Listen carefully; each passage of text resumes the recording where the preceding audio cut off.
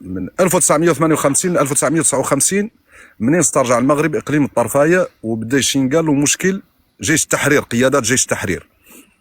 بدات المشكله من فهم، بدات المشكله في نزاعات قبليه ونزاعات ما بين الصفوف الاولى، الصف الاول من قيادات جيش التحرير والصف الثاني، ووقعت الانشقاقات فيها قبل المسمى اللي ذكر البرديجي. انشق 1958 عن جيش التحرير والصباح في العيون مع اسبانيا، لانه اصلا بايع محمد الخامس، البيعه الاولى كانت محمد الخامس سابق الحسن الثاني. وقعت انشقاقات مولي في مجموعه ثانيه معاه، اللي واحد منها للصدف 58 انشق عن جيش التحرير، و1900 في 27 فبراير 75 كان ضمن الوفد اللي استقبل الهواري بومدين، و1976 صبح وزير العدل في الجبهه.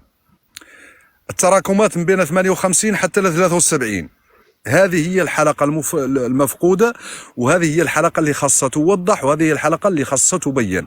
لأنه 1970 اللقاء اللي وقع الثلاثي ما بين الحسن الثاني والمختار ولد دادا وهواري بومدين ما ناقش تقسيم، وهذا الجزائريين ما يطرحوا لك اللقاء ديال 73 غير لقاء 1970 ما ينطرح. بوركوا ما ينطرح؟ حتى الصحراوي من جيت تناقش معاهم تقول لهم لقاء 1970 يقولوا لك ما هو خالق عاد كاع منكور. اذا هنا الناس فرضوا علينا ذي طيل السنه، فرضوا علينا تواريخ، فرضوا علينا مسميات، فرضوا علينا قوانين ما يخالق ما طرحتها، بما فيها ملف الاستفتاء في 1965 في اللجنه الرابعه. هذا ما طرحته الجزائر عاد مقرصنا ملف هي ما هي طرحته، لان اينت الجزائر ولا طالب ذا الملف ولا طالب به في 1979 منين جيش لها الاتحاد السوفيتي 84 صوت في الامم المتحده من الحلف الشيوعي، من الكتله الشيوعيه. لولا وقفه السعوديه مع المغرب لمرر قانون سنه 1979 يتهم المغرب علانيه بانه دوله محتله. يا غير فشل القانون في 1979. عندنا هنا داخلين دوامه ما بين شقي رحاء.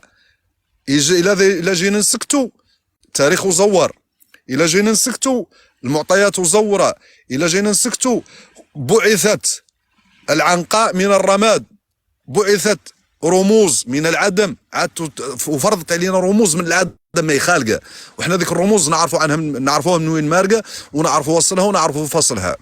عاد رموز وعدنا نهدوا بيها، وعادين قالنا كلامها لا هو الدستور، الا اللي قالت الجبهه ذاك هو الدستور ما تتكلموا فيه كاع. احنا ما حضرنا في شيء. يا غير كيفاش انت اللي مشيت لذيك التراب ومشيت لارض الجزائر وبنيت مخيمات وعدت ناطق وفرضت راسك على انك ناطق رسمي، عدت ليه تقرر باسمي انا هنا اللي ولد المناطق، وتقرر باسمي انا اللي نحسب للجد 14 والجد 15، وانت للاسف هذه التراب كاع منين نجوا نتحاسبوا حتى بالموتى ما يقدروا يعطونا فيها الجد الرابع. انا البارح نتناقش مع واحد من المخيمات وقال عنه صحراوي، غير هو ما هو صحراوي. شادين اخبار من جا مغار الجبيلات، قلت له من جا مغار الجبيلات ميناء طنطان، وضع الحجر الاساسي لميناء طنطان لكي تكون السكه من التندوف الى طنطان. قال لي الطنطان انا كاع ما نعرفه. قلت له ما يمكن، انت الا ما عرفت الطنطان مانك صحراوي. فهمت؟ مشكله عن انسان ما يعرف الجيوغرافيا هنا ولا يعرف الناس، عاد هو لا يعود هو الراس، هو المقرر، هو القياده، هو الزعامه. وحنا عندنا لين نوقاناو في ربق التزنقي، هذو الناس عادوا لا يديروا لنا ربق التزنقي في حبالنا وفي رقابنا، وحنا ذا مالنا قابلينه ولا لينا لا نقبلوه. وكي قال البرديجي راك سمى مسمى، لا يسموا المسميات اللي اجرمت في التاريخ، المسميات اللي دارت لنا الانقلابات في جيش التحرير، والمسميات اللي هربت من جيش التحرير وسرقت المدافع اللي كانت الرجاله تخبط بها فرنسا واسبانيا، وصبحوا هما في العيون والسماره مع اسبانيا، وصبحوا في الكورتاس، مو قاعدين في الكورتاس على انهم ممثلين وعلى انهم شيوخ وعلى انهم هما الخالقين وعلى انهم هما اللي مثلوا قبائل الصحراء، وهذا كان تزوير. واحنا عندنا وثائقهم، واحنا عندنا وصافهم كاع مع فرانكو، ونعرفوا ذاك العدل مع فرانكو. هذا هي المشكله. الشيخ البدو، إذا سمحت لي شيخ البدو نعاودوا نرجعوا لك، وهنا غنطرح واحد التساؤل مهم. كان السي عبد الرحيم أجاب عليه في أحد الفيديوهات. من تمثل جبهة البوليزاريو أستاذ عبد الرحيم؟ اذا ممكن المايك لانه معك راني معك. البوليساريو تتحدث، هذا موضوع مهم جدا. البوليساريو من يتكلم معاه تقول لك احنا كنمثلوا علاه لان الامم المتحده نقعدوا جنبا الى جنب مع المغرب. اوكي، يا غير انت علاه قاعد جنبا الى جنب على المغرب؟ لانك كنت الطرف المحارب. الامم المتحده دخلت لانهاء واحد النزاع مسلح. اذا كانت غدا قامت مجموعه ثانيه او ثالثه وفي حرب مع المغرب مثلا او مع موريتانيا لا قدر الله، لا يدخل الامم المتحده وتوقف النزاع. منين يوقف الحرب يطلق النار، لا يقعدوهم على نفس الطاوله باش لحل المشكل. هذا لا يعني انك تمثل الجميع، راه تقد تكون جبهه مورو كانت تمثل واحد المجموعه صغيره. الا نتكلموا على الجبهات كاملين اللي قاموا في العالم كامل، راهي كل وحده كتمثل. راهي السودان دراك مقيمين فيها الروينه، واحدين يمثلوا يقولوا احنا نمثلوا، الاخر يمثل من يمثل من. يعني انت البوليساريو قعدتي جات الامم المتحده وقعدت تكفق في اطلاق النار مع المغرب لانك فقط كنت تحاربين المغرب في هذيك الفتره. انتهى الموضوع. اذا تكلمنا على التمثيليه هما سرقوا. البوليساريو سرقت مسلتين: العالم الفلسطيني وزادته النجم والهلال لكسب التعاطف ودغدغه مشاعر العرب والمسلمين، هذه واحد. ثانيا سرقت اللي الجمله اللي تعدى تقولها ترددها فتح منظمه التحرير الفلسطينيه دائما: انا الممثل الشرعي والوحيد. انا الممثل الشرعي الوحيد، هذا الكلام ما يقد يقولوا حد. والانبياء ما كانوا كيمثلوا الناس كامله، واحدين معاهم واحدين ضدهم. النبي محمد عليه السلام راه كان صلى الله عليه وسلم كان ابو لهب عمه ضده، ما يقول له ما تمثلني، انت تمثل راسك، انت هذا انت هذا وانت وهكذا. يعني باش تجي انت تقول عنك انت تفرض علينا التمثيليه الى يوم القيامه: انا الذي امثلكم، انا الذي يناقش باسمكم، انا الذي اقرر مصيركم، انا الذي نقرر ان ندخلكم الحرب، انا نقرر ان نوفي الحرب، انا نقرر هذه، انا نقرر هذه، وانتم مسكتوا. لا انا اللي نقرر ولا انا الممثل. هي الشرعيه تاتي من انتخابات. الممثل الشرعي، الشرعيه تاتي انتخابات ما تعدلها البوليساريو تعدل واحد المسرحيين قال لها. المؤتمر شنو هو؟ المؤتمر الرئيس يعين لجنه رئاسيه، غير باش تفهموا. الا قال لكم حد احنا راه هذا الرئيس يعين لجنه هذا رئاسيه فيها 6 رواقيج ولا 8 6 الناس ولا 8، وهذوك كيديروا لي ليست ديال هذوك الناس اللي كيصيفطوا لهم لي زانفيتاسيون. واش كيعيطوا للناس الموظفين الكبار ديالهم كامله، سواء المدنيين والعسكريين عندهم، كيصيفطوا البعثات الاجنبيه ديالهم كامله، كيعيطوا حتى الاجانب اللي جمعيات الدعم. هما كيقول لك المنظمات الدوليه التي تدعمنا، لا هذه كاين قال لها جمعيات الدعم، هما اللي خلقوها، هما والجزائر خلقوها في تراب، الاغلبيه في اسبانيا وفي ايطاليا. يعني كتخلصوا هذوك باموال ديال هذوك الناس، هما المخلصينهم. ثانيا وكيعيطوا بين قوسين هذو اللي يسمون نفسهم المناضلين عن نفس الصحراء، كيجيبوهم المخيم كيعود خارج، كيديروا هذا المؤتمر خارج المخيمات باش يديروا لي باراج ديال الدرك وديال الجيش. يعني انت تعود في الرابوني ولا تعود في مخيم العيون ولا في 27 وما تقدر تدخل الا ما عندك انفيتاسيون. والله لا عتبتها، والله لا دخلت. يعني وهذاك في اقصى تقدير واحد النوبه وصلت 2800. يعني في اقصى تقدير انتم شحال كتمثلوا؟ وفينكم يا كاينه 5 مارس، فينكم شباب التغيير كتمثلوهم، كتمثلوا خط الشهيد، كتمثل الجبهه صحراويه من اجل السلام، كتمثلني انا وانت وهذو الناس اللي كاينين في الصحراء. هذو الناس اللي في الصحراء شحال راهي بحسب لوائح الامم المتحده راه قالت لك 69 فاصله شي حاجه، يعني قريبا من 70% ديال الناس اللي غادي هذا الشيء اللي سيشملها هذا الاحصاء ويشملها هذا الشيء كامل كاين في الصحراء المغربيه. والصحراء المغربيه فيها انتخابات، فيها معارضه، فيها البيع والشراء كما كاين في المخيم في جميع البلايص في العالم كامل. باش نجح السيسي دابا، باش كينجحوا في انتخابات في هذه وفي هذه وفي هذه وفي اي دوله، وترامب براسو بحالاش نجح. ما تقوليش انا ما كاين الفلوس، حنا رانا انا عايش في اوروبا، وكاين الناس اللي كيجوا، كاين اللي كيدخل بها، كاين اللي كيعطي الناس، ما كتعطي الفلوس ولكن كتعطي امتيازات اخرى ديال بزاف ديال المسائل باش تصوت عليها باش تكسب تعاطف الناس. وكاين الناس اللي واعيه اللي كتصوت على البرامج. يعني كاين الناس هذو الناس اللي كاين هذو المجالس اللي كاين المجالس المنتخبه في الصحراء، حتى هما راهم يمثلون، سواء واخا تقول لي كيمثل، لا كيمثلوا حتى الناس تاع الداخل، ولكن كيمثلوا حتى الناس اللي من الداخل. الكوركاس حتى هو واخا نقولوا معين يا غير معين، 90% من الكوركاس راهم منتخبين، جايين منتخبين على الاقل. يعني كاينه ناس كتعين، ولكن انت كتقول انك كتمثل الناس، بحالاش كتمثلهم؟ انتخابات شقد عدلتها، قبضها رئيس واحد من نهار قبضها لين توفى، قبضها الاخر غادي يقبضها لين يموت. يعني هما التمثيليه هذه تسويق التمثيليه. ثانيا ملي كطالبهم بالحقوق المدنيه كتقول لهم ديروا انتخابات، كيقول لك لا احنا رانا غير حركه تحرريه. كيفاش حركه تحرريه؟ ملي كطالبوا بالحقوق المدنيه اللي هي انتخابات وتشكيل الاحزاب وتشكيل الجمعيات والتناقل كيقول لك لا احنا راه غير حركه تحرريه. وكتقول له ياك انتم نهار 27 شهر 2 1976 اعلنتم تاسيس الجمهوريه العربيه الصحراويه الديمقراطيه، وكتتبجحون تقولوا احنا عضو كامل العضويه في الاتحاد الافريقي ونجلس جنبا الى جنب، وعندنا رايه وعندنا مناطق محرمه وعندنا علم وعندنا جيش وعندنا مؤسسات وعندنا رئيس وعندنا ايوا طبق. الا كانت عندك هذا الشيء انت كتقول عندك دوله، هو صافي طبق الحقوق المدنيه، دير انتخابات وشوف واش غتديها. وهما حتى الراي المخالف جراو عليهم هادو، اي واحد عارضهم كيقول لهم راك بغيت تعارض خويا عارض برا هذه المساحه، هذه المساحه ينقال لها الاستقلال. مصطفى سلمان في دوز زرقوا في الحدود الموريتانيه، خط الشهيد تكلموا قالوا لهم طيروا لاسبانيا، زقوا في اسبانيا نبحوا لي نتاع هو هذا هذه المساحه، هذا المربع فيها لا شي قالوا الاستقلال، بغيت طالب بشي ثاني طير شورو، وهكذا. يعني هذا خاص الانسان يحاصرهم هما بهذه المسائل. صحيح استاذ عبد الرحيم. وحتى ننتقل الى شق العلاقات. لا نقطه هذا نقطه اخيره. بغيت نطرح عليك سؤال اخر الا وهو يعني يحتج به هذا الطرف المعادي للوحده الترابيه. يتحدثوا على البعثه الامميه ويقول لك هي دليل من الادله على أن هذه الارض ليست لها وهو دليل على عدم سياده المغرب على هذه الارض. البعثه الامميه الان هي تنقسم الى شقين. ممكن تفصل الإخوان حول هذه البعثة ومن بعد ننتقلوا للطرح الآخر، وفي نفس الوقت طرح النقطة اللي كنت باغي تشير لها. النقطة لا بسيطة جدا، لا بغيت نسلم على شيخ البدو ونقول له شكرا جزيلا، والالتفاتة مهمة جدا. اللقاء ديال 1970 اللي كان بين الهواري ديال الحسن الثاني ومختار الدادة كان لفتة مهمة من عنده. اخبار البعثه الامميه او المينورسو، نهار تشكلت الوحدات، نهار تشكلت بعد وقف اطلاق النار، ياك تتكلم انت على المينورسو، تتكلم على المينورسو. صحيح. المهم الوقت اللي بعد وقف اطلاق النار خلقت، قبل ما تسمى المينورسو، خلقت واحد اللجنه امميه معها القبعات الزرق وجو الصحراء لمراقبه وقف اطلاق النار، لأن بعد الاتفاق لمراقبة وقف إطلاق النار وقسموا المناطق إلى 10 نقط ديال توزيع وحدات الجيش اللي كانوا عطاو 4 للمغرب و6 للبوليزاريو، فين يكونوا فيها، فين يجمعوا، فين يردوا الجيوش ديالهم. وداروا منطقة عازلة. المنطقة العازلة يمنع فيها، تبع معايا، يمنع فيها التواجد المدني والعسكري، يمنع التواجد المدني والعسكري، ها واحد. ثانيا يمنع تحريك وحدات الجيش، اي وحده من وحدات الجيش دون اذن من هذاك المبعوث الاممي، ذاك المسؤول الاممي فهم.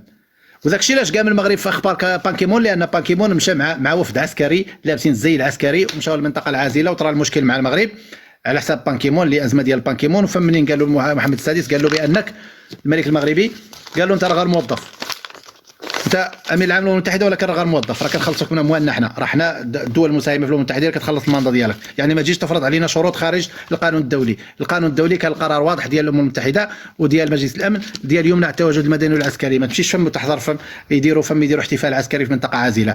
هذه نقطه.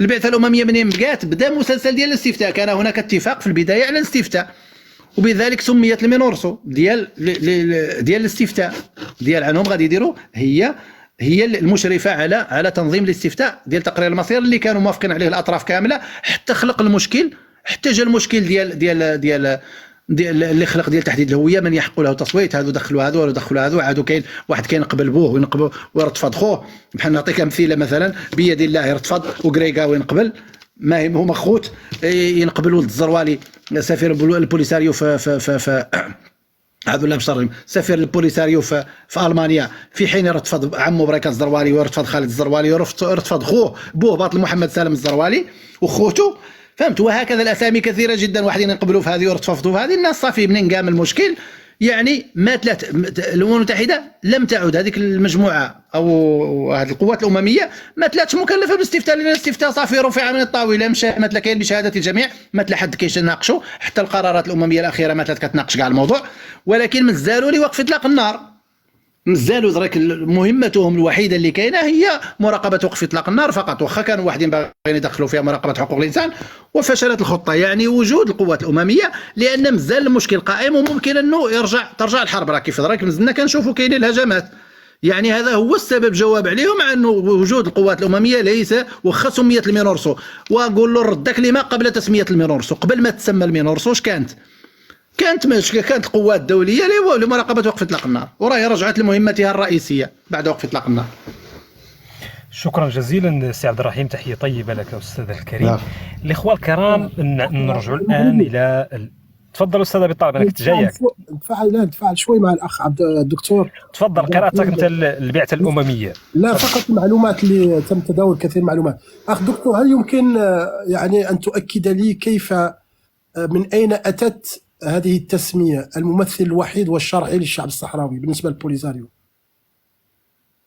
هذه فقط هذه سرقتها من راهو كي الى قريتوا كتاب تراب البيضان المحجوب السالك اللي هو الجفاف اللي هو هذا تاع خط شهيد، راهو يتكلم على تفاصيل خلق العالم وتفاصيل خلق هو حاضر تفاصيل خلق العالم ومازالوا الشهود حاضرين ياسرين، وتفاصيل التسميه سرقوها من ادبيات منظمه التحرير الفلسطينيه، لان منظمه التحرير الفلسطينيه كانت دائما تسوق نفسها الممثل الشرعي الوحيد للشعب الفلسطيني الى اليوم، ونهار وعدت الانتخابات شطبتها حماس قبضت ربحت فيها 80%. السؤال اريد تفضل اخي.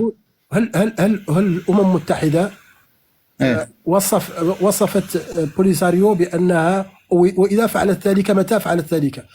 لم تصفها يوما. الامم المتحده ما عمرها وصفتها بين الممثل الشرعي، وصفتها نهار الامم المتحده دخلت في النزاع الى اليوم تتعامل مع طرفين كانوا في حرب، ودخلت الامم المتحده لفضل الاشتباك ولوقف اطلاق النار فقط، يعني كتعامل مع المجموعه التي كانت تحارب ليست المجموعه التي تمثل.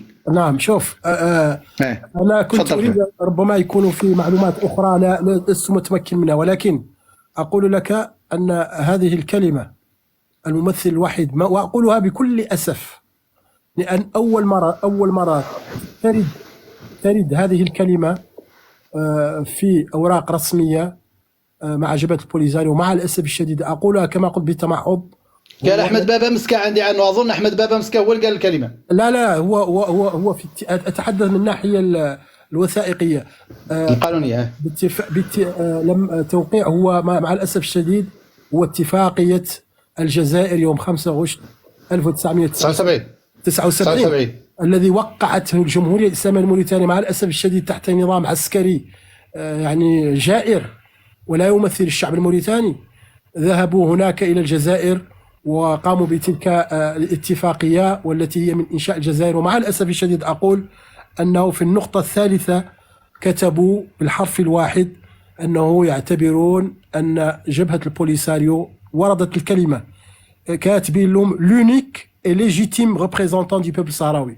وهذه الاتفاقية صيفطها الأمم المتحدة وأخذت بها علما، ومن هناك عندما صدر القرار، عندما ضمت المملكة المغربية والذهب، هناك صدر أول قرار يطلب من المملكة المغربية بالتفاوض مع جبهة بوليساريو كممثل الصحراوي. ونعطيك نقطة أخرى أخي أبي، نعطيك نقطة أخرى. نعم. سنة 1980 هما خالقين 34 هجوم على البواخر الأجنبية في المياه الدولية. سنة 1980 بعد هجومات على مجموعة من البواخر أهمها كروس ديل مار، باخرة كروس ديل مار، البوليساريو كان عنده 36 رهينة إسبانية، 36 رهينة إسبانية و8 برتغاليين. ياك وقاست بهم مخيمات تندوف. وفاوضت سنة 1980 وفد من البوليساريو، فاوض حكومة أدولفو سواريز، تزعم المفاوضين في البوليساريو المحفوظ علي بيبي الله يرحمه اسمه هو وابراهيم غالي، هذا الزعيم الحالي تاع البوليساريو. فاوضوهم شنو هي الشروط، ما هي الشروط التي طلبتها، هذا هو اللي لا يحيل الى الرد. لا نجاوبك كان على 79 كتبت هذه الطريقة، هذه الجملة في الوثيقة. هما قبل ذلك من نهار بدا الكفاح المسلح كانوا يقولوا عنا احنا الممثل الشرعي الوحيد. الكفاح المسلح بدا نهار 20 ماي 1973. المهم فاوضت الاسبان، قالت لهم لا نعطيكم نرد لكم الرهائن ديالكم 36 بشرط انكم تعترفوا بيا كممثل شرعي وحيد للشعب الصحراوي، هذه واحد. اثنين، عنكم تفتحوا لنا مكاتب في اسبانيا، هذا الشيء راه 1980. وثلاثة، عنكم تعطونا منح للطلبة الصحراويين. وأربعة، تبداو لنا برنامج عطل في سلام الأطفال الصحراويين نصيفوا اسبانيا. هذول الأربعة وافقت عليهم اسبانيا لاسترجاع الرهائن. شوف انت الطريقة اللي دارت استعملت اسبانيا، اللي استعملت البوليساريو مع اسبانيا لكسب الاعتراف. دارت حتى مع البرتغال طلبوها نفس القضية، وافقت لهم، اعترفت لهم كتابيا بانهم هم الممثل الشرعي والوحيد للشعب الصحراوي باش يردوا، واعطاتهم وعود بانها غتفتح لهم مكاتب. ولكن بعد هذه القضيه بثلاث شهور داروا انتخابات وجا رئيس جديد وما بغى يعطيهم المكاتب، وبعد ذلك هاجموا باخره اخرى. كانت 10 سنوات من الهجومات على البواخر من 1977 ل 87. غير بغيت نقول لك انا الاستراتيجيه كي يفرضوا على الناس ويوثقوا انت درجات ممكن تكون ضغوطات من الجزائر باش يكتبوا هذا لان دابا الوثائق كيكون اتفاق وكيكونوا ضغوطات لتغيير هذه الكلمه وهذه العباره وهذه العباره. هذيك العباره هي الاهم عندهم في الاتفاقيه. وما كانوا باغيين وقف اطلاق النار مع موريتان، وموريتان ما هي صايبه كاع المشكل ثاني بحرها تبني راسها وبحرها تبني الدوله، ما هي صايبه الحرب جانبيه واضرار جانبيه. وهذا فرضت على هذه الكلمه كيف فرضت على اسبانيا وكيف فرضت على البرتغال. صحيح.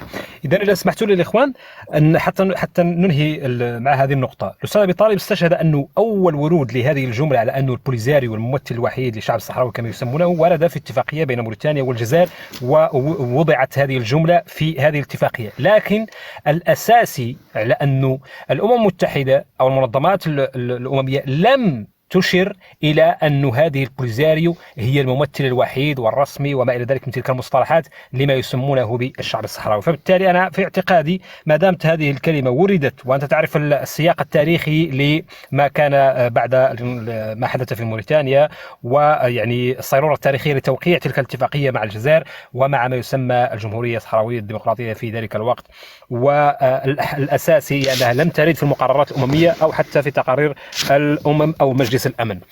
حتى نمر إلى ما هو شيء آخر ربما لم نذكر الجزائر كثيرا في هذا الباب، وأعتقد أنه هناك تساؤل يطرح حينما يحاجج الإخوة المغاربة أتباع تنظيم البوليزاريو أو حتى الجزائريين، ونعتبر أن الجزائر هي صاحبة القضية بالأساس، وهذا ربما يؤكده حتى ممثل المملكة في الأمم المتحدة أكثر من مرة. هل تملك السي عبد الرحيم، وحتى بعدها نمر إلى الشيخ البدو ونعود إلى الأستاذ أبي طالب، هل تملك ما يمكن أن يستند عليه الإخوة المغاربة المترافعين على أن الجزائر فعلا هي التي تقرر يعني الخطوات التي تتخذها جبهة البوليزاريو؟ هل يعني هناك ما يمكن أن نستند عليه في تأكيد على أن الجزائر هي صاحبة القضية وصاحبة الملف وهي التي لا تريد الحل لهذه القضية؟ تفضل أستاذ. الجزائر هي من ترفض الإحصاء في جبهة البوليساريو، هذه واحد في المقيمات، هي اللي ترفض الإحصاء، هي التي ترفض ولوج أمنستي انترناسيونال وهيومن رايت واتش، ما كيدخلوا الجبهة. لماذا؟ الجبهة تتحجج كتقول لك حنا في تراب جزائري، الجزائر هي من يقرر، الجزائر هي من يقرر، الجزائر هي بعد الاتفاقية الثلاثية سافر غوتيريز كارو اللي قلنا حنا بأنه وزير التخطيط ووزير شؤون الرئاسة، سافر إلى الجزائر للقاء بومدين لكي يعلمه لأن على الدول المحيطة بالمنطقة الاتفاقية الثلاثية، ومن يمشي عنده نزل في المطار ولم يستقبله، قالوا له في المطار ما غادي يستقبلك بومدين ورجع من المطار. يعني لكن أنت لست طرفا يا الجزائر. لماذا؟ هذه الجزائر هي من تقول بأنها تدعمهم فقط لأنها تدعم حقوق الشعوب في تقرير مصيرها، بينما تتناسى حقوق كل شعوب العالم في تقرير المصير وكتبان لها غير في الصحراء. الجزائر هي من تسير، الجزائر هي كتعطي الجوازات، هي اللي دايره ترابها. إلا كانوا بين المخيمات كاين الدرك وكاين الجيش تاع الصحراوي، ولكن وراءهم راه كاين شكون كيعطيهم الاكل، شكون كيعطيهم الملبس، شكون كيعطيهم التليفون، الاتصالات السلكيه ولا سلكيه، شكون كيتحكم في القرار السياسي، شكون كيسير. احنا خدمنا برا مزيان، انا 25 سنه وانا برا، من هذا القرار كنقول لكم من 2001 وانا خدام على هذا الملف وخدام اكتيفيست، يعني خدام اكتيفيست، وكنلقى الجزائريين ونجبر السفراء الجزائريين في اي ندوه على البوليساريو هم الذين يسيرون، وهما السيارات اللي كيذكروهم، هما اللي كيديروا، هما اللي كيوجدوا اللوجيستيك كامل كتوجدوا الجزائر. يعني كتجبر ما يقول لك شي واحد بان الجزائر ليست من يدير، الجزائر هي من تدير، البوليساريو مفعول بها، البوليساريو لا تمتلك قرارها.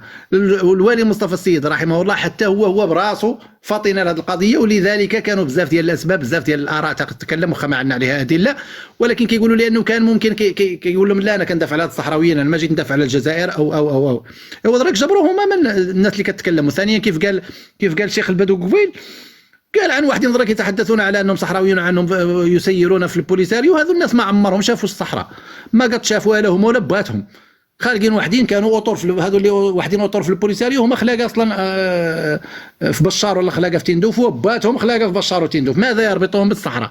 صفر، والو، ما عندهم ارتباط حتى غدا. الى كاع لا قدر الله عطيناهم دوله في الصحراء ما هم لا يجوا، لانه لا يربطهم شيء، لا يقيسوا تندوف وبشار. وهذو الجزائريين يجب محاصرتهم فقط. علاش كتدعموا البوليساريو؟ اول حاجه اللي يقول لك كندعموا حقوق الشعوب في تقرير مصيرها، وهذا هو اللي عطيناكم الرد عليه قبيل. الجمله الوحيده اللي لا يقول عنه يدعموا حقوق الشعوب في تقرير مصيرها، قول له اوكي، سرد له انت من كوسوفو الاكراد الكاتالونيا الباسك الشيشان وهكذا، ومشي له التبتو هذو كاملين. من ما هو راي الجزائر على الجزائر؟ خصوصا بانت القضيه قباله في اخبار كاتالونيا اللي كانت مؤخرا. الجزائر ما ما أعطى لم تصدر بيانا لا لدعم الانفصال ولا لدعم وحده اسبانيا، وسكتت. حتى البوليزاريو سكتوا. الى دعموا الانفصال غادي يخسروا اسبانيا، دعموا اسبانيا غادي يخسروا هذا الشيء اللي هما قايلين عنهم يترافعون عنه. وثانيا من غير وثانيا كاع في الحروب الا تكلمنا على مقاله واحد ومقاله اثنين، الجزائريين حاربوا، ماشي انهم مولوا او عطاو اللوجيستيكا ودعموا، ولا حاربوا. الجزائريين تشدوا في مقاله، نقبضوا اسرى جزائريين يحاربون في التراب المغربي، والاسلحه ديال من الجزائر. ما حد كان ليبيا عاطيه، راه كانت عاطيه غير هكذاك، راه الا الجزائر اللي عاطيه الاسلحه وعاطيه اللوجيستيك وعاطيه الاقمار الاصطناعيه وعاطيه ذاك كامل اللي الذي تحارب به الجبهه المغرب. شكرا جزيلا سي عبد الرحيم. نمر الى الاستاذ ابي طالب وبعد الشيخ البدو، خليك معايا وانت راك ولدنا. ابي طالب، ايضا في الحرب التي كانت بين جبهه البوليزاريو وموريتانيا، هل لديكم ادله تاريخيه او معطيات او مذكرات تتحدث عن وجود يعني جنود جزائريين في هذه الحرب، وبالتالي ما يؤكد على ان الجزائر انخرطت حتى بابنائها في هذا الملف؟ نعم أخي الكريم، بعجالة قبل أن أجيب على السؤال فيما يخص هذا، طبعا عندي الأدلة، لأني في الحقيقة ابن قائد القوات الجوية الموريتانية خلال الحرب، وكان لدي من الحنكة والحكمة أن كتب المذكرات منذ الرصاصة الأولى التي أطلقت في هذه الحرب. أعطينا الاسم ديال الوالد رحمة الله عليه حتى يتعرف عليه الإخوة المتابعين. مشهور هو العقيد محمد ولبول عبد القادر، مشهور باسم العقيد كادر، معروف جدا، وكان قائد القوات الجوية خلال حرب الصحراء، معروف جدا رحمة الله عليه. نعم. المهم أريد أن أقول هون، وهذا فقط يعني حتى نتفاعل شوي مع بعض، أو خاصة مع تعليق هو يقول لماذا تعطون وسأقول هذا الكلام لأول مرة. شوفوا يا أخوة الكرام، أولئك الذين أخذوا الجنسية الموريتانية راه مشاو فيها. شوف، في واحد الوقت كانوا كيتلاعبوا بلا ناسيوناليتي، بالوراق ديال الموريتانيين، بما أن كتعرف التشابه وكذا، ولكن هذا كان في ظرف قبل 10 سنوات. الأوراق ديك الساعة الجنسية وكذا وكذا كل أوراق فقط توقيع، ثم بعد ذلك قبل 10 سنوات كمال المنطقة كاملة أصبح هناك الإحصاء البيومتري. إذن أقولها بالحرف الواحد، كل واحد من جبهة البوليساريو خدا الجنسية الموريتانية راه سلك المغاربة من ناقص واحد. أنا أقولها لكم لماذا؟ لأنه اللي يسحبوا، لأنه هذا يعتبر تحديد هوية، وغدا إذا كان سيكون انتخاب أو استفتاء أو تقرير مصير وكذا وكذا، إن الأمم المتحدة ستلجأ لا باز دو دوني.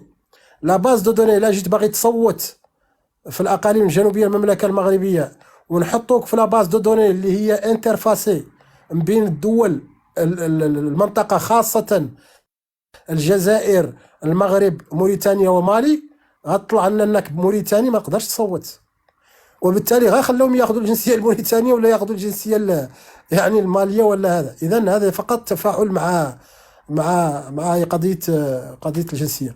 بالنسبه للسؤال، شوف يا اخي الكريم، تورط الجزائر كفاعل اساسي وكطرف اساسي خلق هذه الازمه، هذا لا شك فيه ابدا.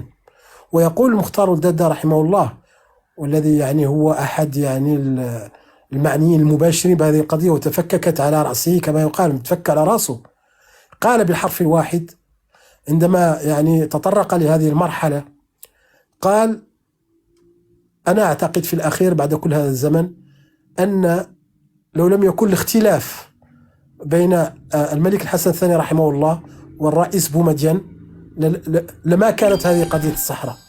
ويعني بذلك اتفاق ترسيم الحدود 1972 اللي يعني ربما المغرب تأخر في اعتماده داخل المغرب، وقع عليه، ولكن إجراءات